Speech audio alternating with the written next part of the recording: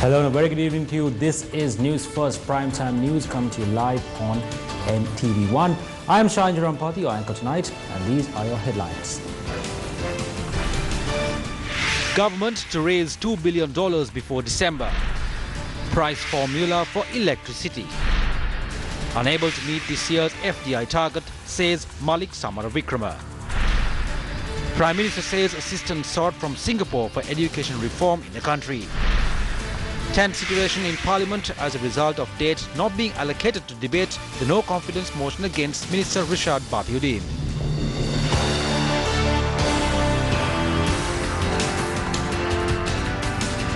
Good evening to our viewers. I'm joining you from the newsroom. There are several developments that have taken place in the country with regard to the central bank and the Parliament. We are going to connect these stories for you and bring you the details of the stories. First up, we have the Governor of the Central Bank, Dr. Indrajit Kumaraswamy, saying that Sri Lanka is aiming to raise another $2 billion before a presidential election expected to be held in December.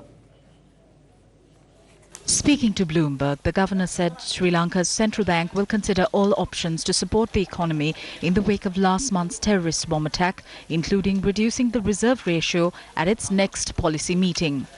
He added that all options are there. It could be an SRR, it could be a policy rate reduction, or it could be a combination of the two. Dr. Kumaraswamy said the rupee should remain fairly stable as long as the global environment is favourable, with the Federal Reserve pausing in its rate hiking cycle. He also added that up to $1 billion could be raised from a dollar bond with a World Bank guarantee, and that Sri Lanka plans to also issue samurai bonds with a guarantee from the Japan Bank for International Cooperation, Panda debt, or borrow from a term loan. Now, while the Governor of the Central Bank had that to say, Minister Malik Samaravikrama expressed some concern over reaching the FDI targets in Parliament. As we are aware, the terrorist activities on 21st of April and the subsequent mob violence on 13th of May will adversely affect the economy of our country. As far as the investments are concerned, we will definitely not be able to achieve the targets we have set. Both the local investors and the foreign investors have been thoroughly shaken up with what had taken place on 21st of April as well as 13th of May, where there was mob violence. Now, what is Minister Malik Samaravikrama saying, and what is the Governor of the Central Bank saying? Now, the Governor of the Central Bank says we are planning on attracting $2 billion into the country before December. Minister Malik Samaravikrama is blaming the situation on the April 21st attacks and claiming that we might not be able to reach our FDI targets. This is a country that had had a 30-year civil war, and there was investment coming in during that time as well. Yes, it may be true that there might be a reduction in investments coming into the country after the April 21st attacks. But if you analyze this deeper, after the 2015 presidential and general election, after the UNP-led government came into power, there have been various investments coming in. But were they really investments that came into the country? We remember the Horana tire factory incident. We remember the tallest building in Asia. We remember Volkswagen. We remember the oil refinery in Sri Lanka. We remember the cement factory. We remember all of these investments, the investments that came into the country, and how these investments were marred with corruption as soon as almost they were announced to the general public as well. We remember all of that happening.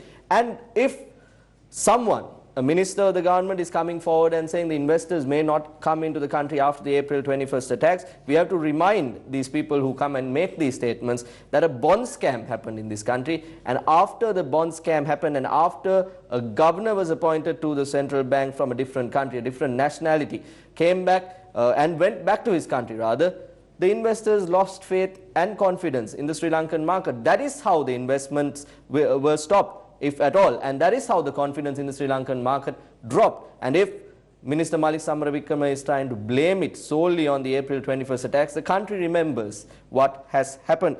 Now, the governor claims that we need 2 billion rupees before December, before a presidential election is announced. But we also remember the bond scam. A forensic audit is still to be carried out, and maybe if that money remained in the country and that was not robbed then there might have been a chance where we do not need money and we do not need borrowings from other countries as well. Now, while Minister Malik Samaravikrama is coming before the parliament and making claims that there are no investors coming, that does not seem to be the case when it comes to emergency power purchases and finding investors for emergency power purchases. We will take you through this story as well. On the 20th of April, Newsfirst reported that a cabinet paper was presented by Minister Ravi Karunanayake for an emergency power purchase of 470 megawatts. Now, the cabinet did not approve this at that time. However, moving forward on the 26th of April, that cabinet paper was readjusted to 200 megawatts and it was presented. On the 30th of April, there were amendments added to this particular cabinet paper. Now, the cabinet paper received approval on the 26th of April. There were two barges that were brought in, one situated in the Kerolapiti area and the other in the Galle area. That is how the power was to be absorbed into the national grid. These were brought from Turkey as per our initial reports. Now, I told you there were conditions and amendments added on the 30th of April. The condition or the amendments that were added were that 200 megawatts will be purchased from these barges and that the fuel needed for the power generation will be imported by this particular company and that they will be completely exempted from tax. Now, these particular amendments and conditions did not receive the go-ahead from the Cabinet of Ministers. There were objections raised and this did not go ahead. But this particular cabinet paper was presented again, this time not by the subject minister Ravi Karunanayake but by Prime Minister Ranil Wickremesinghe. The value mentioned, 200 megawatts, had gone up to 400 megawatts and that has received the approval of the Cabinet of Ministers. Now, interestingly, this goes beyond as well. Now, for the first instance, they were going to purchase 200 megawatts from these barges for 6 months, starting from the month of July. But as per this new cabinet paper that has been put forward, power is purchased from the barge in Kerolapiti from July for 6 months and for 9 months from September onwards from the barge in Galle. Now, for these particular investments that are being carried out, investors are there. There is no problem for the government to attract people, even when, as Minister Malik Samaravikrama claimed, April 21st attacks happened in our country. And this may be how the politicians, the ministers are lining their pockets. Now, I want to take you through this particular point as well. On our daily reporting, we have reported that there are increased amounts of rains in the coming few days and coming few weeks. And we are going in for emergency power purchases from a foreign company at a time when predicted rains and hydropower can be taken into our system. Though this is 200 megawatts each, the Ceylon Electricity Board has mentioned earlier that they cannot absorb all 200 megawatts at once. And as per the agreement we have reached, we have agreed to purchase 70% of whatever is produced through these barges. 70% means 140. If we even purchase less than 140 megawatts, we still have to pay for 140 megawatts. And as per the cabinet paper, the value of 1 megawatts is 26 rupees and 20 cents. However, the real price, when you calculate all of these factors into the equation, the real value would go up to about 30 rupees. Now, that is also happening while these matters are being discussed. Now, interestingly, this particular topic, the power and energy sector, was debated or discussed at a seminar that was organized by the Central Bank of Sri Lanka. Let's have a listen to what was said there. The Ceylon Electricity Board, that reported a profit in 2017, has reported a loss of 28.9 billion rupees in 2018. Against such a backdrop, there is a requirement to introduce a price formula that will reflect the cost incurred to produce power.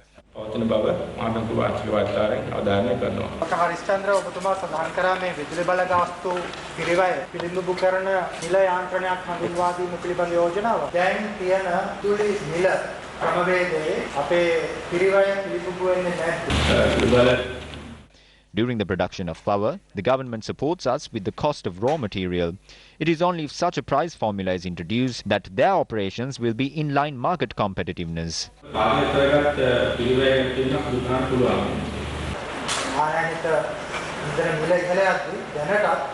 මිල ඉහළ දැමීමේ යාන්ත්‍රණයක් ක්‍රියාත්මකයි. ඒතකොට මේ යාන්ත්‍රණයෙන් වැඩිමනක් වශයෙන් සිද්ධ වෙන්නේ මොකක්ද? දැනටත් මේ ක්‍රියාත්මක වුණා 2018 සිට. තෙල් මිලට තමයි ඒ The change took place for fuel prices. Fuel prices change in line with international price trends. The price of fuel is one of the main components in the cost incurred to produce electricity. If the price of electricity does not change parallel to the increase or decrease in fuel prices, the profit and losses of the CEB will also fluctuate. Therefore, the price of fuel changes, other influencing factors should also change accordingly. That is why we propose the introduction of a pricing formula that will take into account these changes. No one will provide any subsidies. The losses incurred by the CEB must be borne by the government or loans obtained from banks. When we obtain loans, we have to pay high interest payments, resulting in the CEB's losses to further increase. The issue now is that fuel prices change, but the price of electricity remains unchanged. It is difficult to operate a company in such a manner.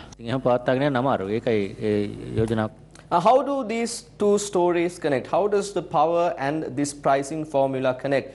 Isn't this a chance, an opportunity taken by the government to put the burden of the price formula also onto the people? Why I'm saying this is because just moments ago I explained to you how the power purchase agreements would result in an unfavorable situation to the general public. We would be paying more when we are not actually purchasing that amount of power. So that burden too is now transferred to the general public. As we are paying more, the price formula will increase the value that we pay for electricity in our country, and that burden too will now be added to the general public, and you and I will be paying an increased electricity bill as a result of all of this. We should also take into consideration that as per the agreements reached with the private power producers in our country, when there is an increase for diesel power manufacturers, that increase is paid already by the CEB to these particular PPPs. Now when that happens, that burden too is now going to be transferred to the general public if there is a pricing formula for power introduced.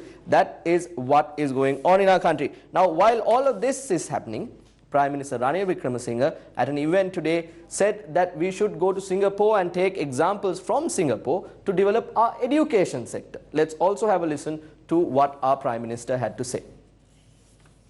A decision must be made whether to continue with Sinhala schools, Tamil schools, Buddhist, Hindu, Catholic and Muslim schools or common schools. The school system needs to be restructured in order to ensure such ideas and views of separation do not arise again. Honorable D.S. Senanayake created a system in order to ensure such things not to happen. Even though we neglected it, Singapore absorbed that system. I have contacted the Singaporean government as well as their Minister of Interior, who is currently in the island. They've assured their fullest support. A group of officials from the Ministry of Higher Education will be sent to Singapore. Let's get ready for the new system. Why would you want to do that in Singapore? Why do we need Singapore if there is a National Education Commission and there are intellectuals in this country? According to the Prime Minister, it is Singapore that is going to form proposals and implement this. If this is undertaken by Singapore, they should first send Arjuna Mahendran, who is behind the central bank bond scam, to Sri Lanka before anything. Before that, these people are trying to get Singapore to build our school system. This is a joke. Textbooks for 2019 are yet to be given to students. This government, who cannot distribute textbooks to the students, have obtained a cabinet paper to provide 183,000 tabs for students. They don't do what they are capable of, but engage in the most unnecessary things. Various problematic situations have surfaced about Education Minister Akila Viraj Karyavasam.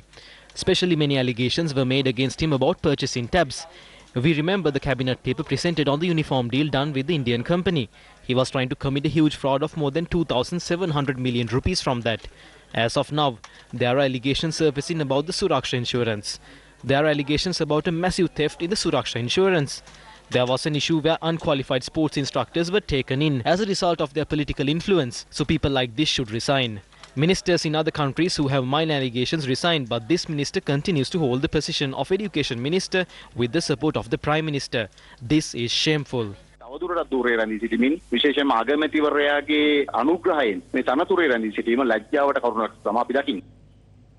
Vimal Veerawangsa explained the current situation of the country in Parliament yesterday.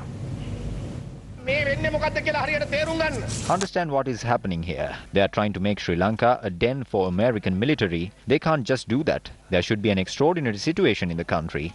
And that is where the suicide bombers came into play. They are trying to make it seem as if the ISIS is responsible for this. These terrorists lived in this country, hence there is a certain amount of responsibility that needs to be taken.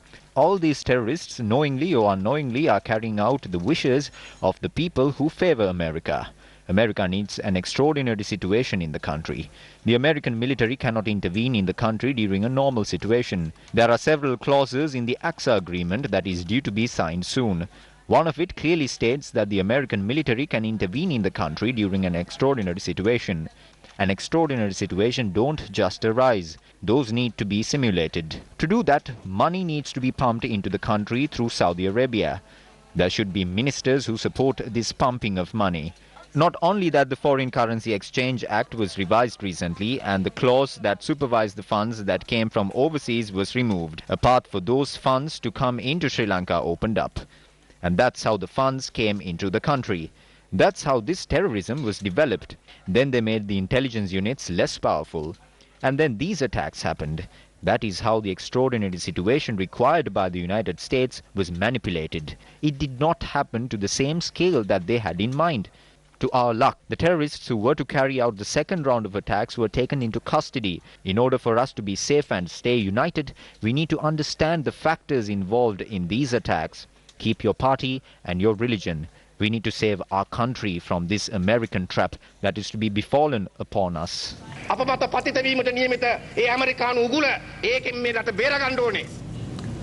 are two motions of no confidence before the Parliament at present. One motion of no confidence is against Minister Rishad Bathiuddin and the other is against the government. The stance of the ruling party is that a select committee has to be appointed and the April 21st attacks has to be investigated before the no confidence motion against Minister Rishad Bathiuddin be taken up. The opposition says that the no confidence motion against Minister Rishad Bathiuddin has to be taken up for debate. There were tense debates in Parliament as a result. The Parliament was adjourned till tomorrow, announcing that a resolution to appoint a select committee has been approved amidst the objection of the opposition. Present the evidence before the select committee. We are not ready to accept the no confidence motion. What did they say at the party leaders' meeting yesterday? They said the select committee will present a report in 3 weeks and thereafter a date will be allocated.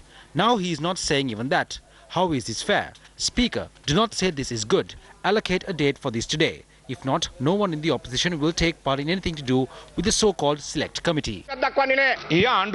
Just because they shouted at the party leaders' meeting saying that they will leave the government, you cannot wait without taking up the no confidence motion against them in fear that the government will topple.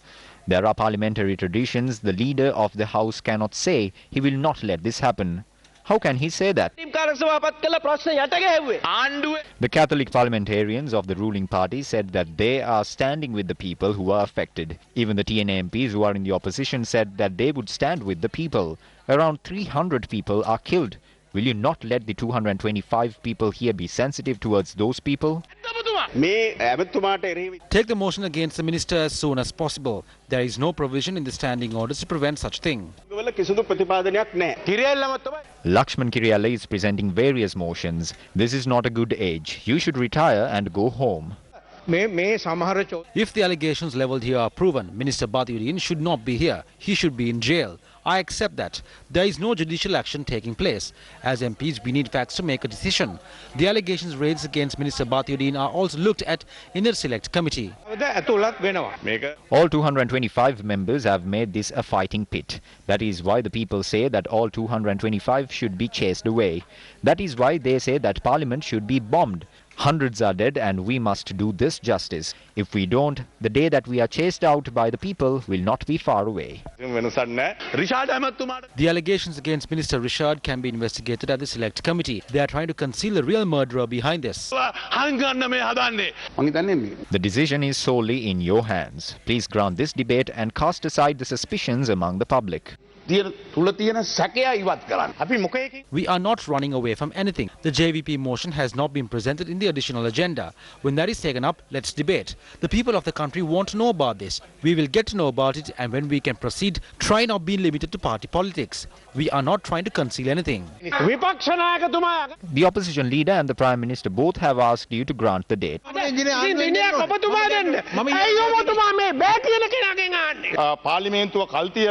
කෙටි වෙලාවකට පක්ෂ නායක රැස්වීමක් ඇඳවල මේ ආණ්ඩුවත් එක්ක සාකච්ඡා කළ දිනයක් ලබා දෙන්න. අපි පක්ෂ නායක රැස්වීමක් හෙට තියෙනවා. හෙට යනවා. සභානායකතුමා එකඟද රැස්වීමක් තියමු. එහෙම බෑ. I'm not ප්‍රාණපකාරය කරන්න එන්න එපා. බය කරලා ගන්න බෑ. විපක්ෂ නායකතුමා අපි හෙට දිනයක් ලබා දෙනවා. Item 1. මම හෙට දිනයක් අරන් දෙනවා. හැබැයි තර්ජනය දුන්නාට කරන්න බෑ. තර්ජනෙන් ගන්න බෑ. කතා කරන්නකෝ. Item 1. House agreed.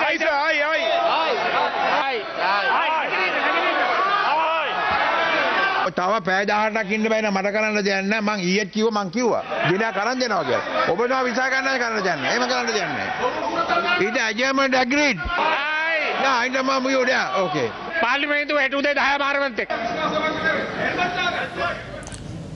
Well, the following footage reveals the manner in which the opposition made their way to the centre of the Parliament chamber today to express their opposition while proposals regarding the working committee was being considered.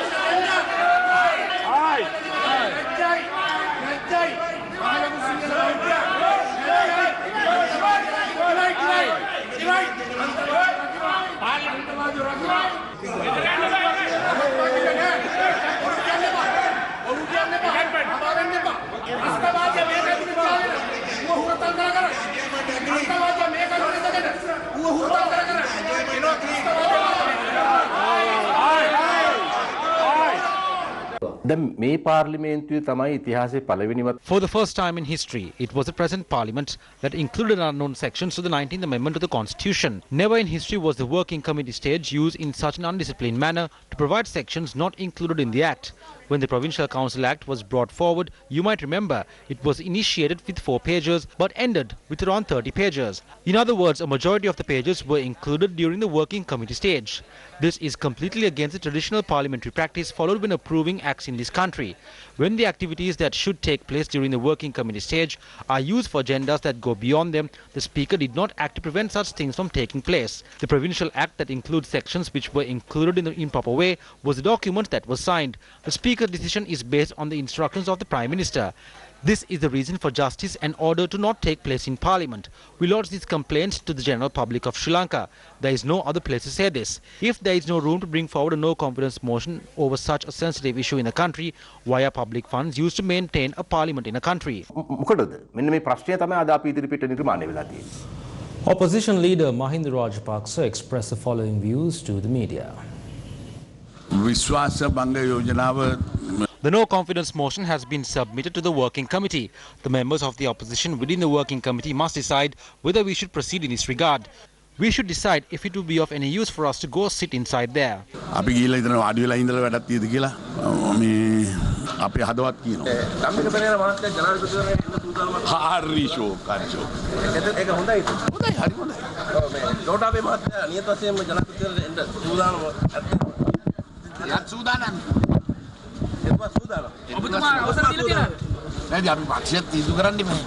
Despite the statement, frontline members of the joint opposition says the decision should be taken by the opposition leader, Mahinda Rajapaksa.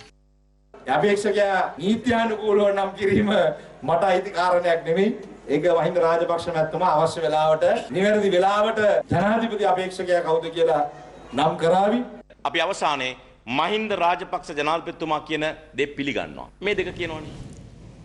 The Employees Provident Fund marked its re-entry into the Colombo Stock Exchange last Friday.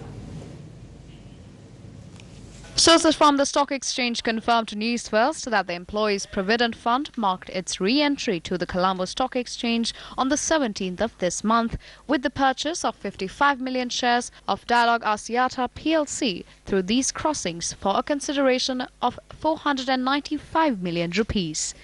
Since 2015, the EPF had refrained from marking new investments in the CSE as the fund failed to generate substantial returns. Adding to the concerns was the alleged involvement of the EPF in the infamous Treasury bond scam that resulted in the central bank suspending the fund's secondary market activities. A 2016 report of the Employees Provident Fund revealed that a loss of 8,449 million rupees was incurred after EPF funds were invested in the stock market in 2015 and 2016. In 2015, the fund had incurred a loss of 4,310 million rupees after investing in stocks. In the year 2016, the loss stood at 4,139 million rupees. Meanwhile, trading at Colombo Stock Exchange ended on a positive note today. The all-share price index gained 4.40 points to close at 5,295.68, and the S&P Sri Lanka 20 index gained 6.95 points to close at 2,473.10. මේ මොහොත මහ බැංකුව හිතන හැටියට සුදුසුද EPF අරමුදල ලංකාවේ කොටස් වලින් පුළ තුල ආයෝජන ආරම්භ කරන්නට ඇත්තටම ගත්තොත් the EPF was not completely detached from the stock exchange. During the past few years, the EPF had made several investments, particularly during rights issues. However, it was a few weeks ago that the EPF decided to invest its funds in the stock exchange. However, the responsible authorities ensured that this process was done very carefully so that no stakeholder in the stock exchange was made aware of the EPF's presence in the stock market. ප්‍රධාන වශයෙන් ආයෝජනය කළේ මොන වගේ කොටස් වලද? As it is market sensitive, we cannot provide such information. We cannot provide information regarding the investments made in individual stocks. Were the funds of the EPF invested in the stock exchange as a temporary performance enhancement or, in simpler terms, an artificial gain? According to the CSE daily report, domestic purchases stood at 122,699,176 shares, while 92,691,713 shares were reported as domestic sales. Further, foreign purchases of shares stood at 4,732,332, while foreign sales stood at 34,739,795. Does this not suggest that the foreign outflows continue? As depicted in the past, will these transactions at the CSE turn out to be the case of pumping and dumping? It is common knowledge that the EPF funds do not belong to the government, but to the people. If EPF funds are used for pumping and dumping, shouldn't criminal charges be filed against those responsible for the losses incurred? An extraordinary gazette notification was issued by the Secretary to the President, Udaya Senivaratne, upon the directives of President Maithripala Sirisena, further extending the operation of the emergency regulations issued on the 22nd of April. According to the gazettes, the President had taken measures to this effect in the interest of public security to preserve public order and maintain supplies in essential services. In more local news, the Attorney General has directed the acting IGP to cause a comprehensive criminal investigation to be conducted by the CID against ex-Defence Secretary, State Intelligence Chief, Commanding Officer of the STF and the Senior DIG of the Western Province. According to State Counsel Nishara Jayaratne, the coordinating officer to the Attorney General, in relation to the series of incidents on the 21st of April, Attorney General Dappula de Oliveira, having considered the two interim reports and recommendations of the Board of Inquiry appointed by the President, directed the acting IGP to carry out a comprehensive criminal investigation against the IGP as well. Further, the Attorney General directed the acting IGP to refer the matter to the National Police Commission in order for disciplinary action to be taken against the Senior DIG in charge of the Western Province, Commanding Officer of the Special Task Force and the Chief of State Intelligence for their lapses in duty. The 8 Vallampitiya copper factory workers who were arrested and released on bail were issued notice to appear before court on the 27th of May. Colombo Additional Magistrate Priyantha Liyanage made the order considering facts presented by the Vallampitiya police. Earlier, when they were produced in court after being in remanded custody for 14 days, the magistrate ordered for 9 Vallampitiya copper factory workers to be released on bail on the 6th of May. One of them remains in remand custody as he failed to meet the bail conditions.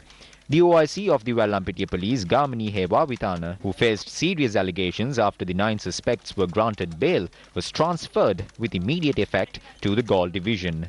Police spokesperson SP Ruwan Gunasekara said the transfer was made with the approval of the National Police Commission.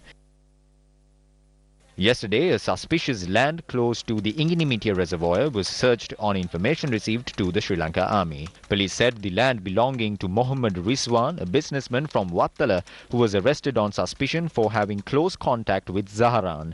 A poultry farm with CCTVs was found in a house inside the land. The house was abandoned during the search, and our correspondent said they suspect that employees of the poultry farm had vacated the premises several days ago.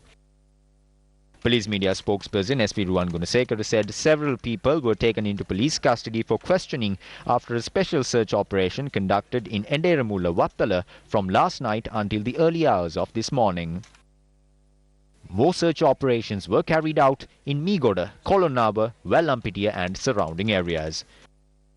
2 hand grenades have been found in Imbulgoda, Gampaha. Our correspondent said later a special search operation was conducted in the area. Moreover, 32 people who were arrested and remanded for planning unrest following the acts of violence in the Minuwangoda town whilst being involved in unlawful assembly were granted bail today by the Minuwangoda Magistrate Court. The magistrate ordered for the suspects to be released on a surety bail of 100,000 rupees each, and the bail must be posted by close relatives of the suspects. News first revealed how patients and staff of the Kurunegala Teaching Hospital were severely inconvenienced due to the Kurunegala Municipal Council neglecting the collection of garbage from the hospital premises. The situation arose due to a conflict which occurred between the mayor and the hospital security personnel when the mayor tried to enter the hospital premises. This led to an incident where the Municipal Council did not collect garbage from the hospital premises. News First continuously reported on this matter today, and as a result, the Kurunegala Municipal Council finally decided to collect and remove the garbage from the hospital premises. On to more local news. Minister Ravi Karunanayake and Governor Asad Saleh met with Venerable Galagoda Gnanasara Thero today. Who visited the prison premises met with Venerable Galagoda Gnanasara Thero today and discussed several matters. We hope that Venerable Galagoda Gnanasara will be released soon. We have spoken to the President in this regard as well. What was mentioned by Venerable Galagoda Gnanasara in the past have now been proved. All nationalities in Sri Lanka must stand together.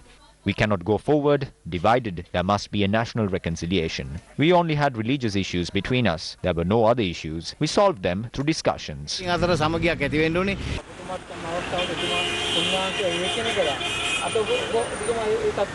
අපිට තිබුණේ ආගමික ප්‍රශ්න විතරයි. වෙන මොකුත් අපිට ස්වාමීන් වහන්සේත් එක්ක ප්‍රශ්න තිබුණේ. සාකච්ඡා මාර්ගයෙන් අපි ඒවා විසඳගත්තා. A top business lobby group representing American firms in China said they have real concerns over how Beijing may respond to US action taken against Huawei. Speaking to BBC, AmCham China chairman Tim Stratford said its members were worried about Beijing's response. Tim Stratford said, quote, particularly in the wake of the decision to put Huawei on the entity list, there are concerns that the government of China may decide to retaliate against American companies, unquote. Last week, the Trump administration added Huawei to the trade blacklist, which bans the Chinese telecoms giant from acquiring technology from US firms without government approval. As Huawei fights through complications of the US trade ban, the Chinese company assured Sri Lankan customers of continuous support for present existing Huawei smartphones in the market.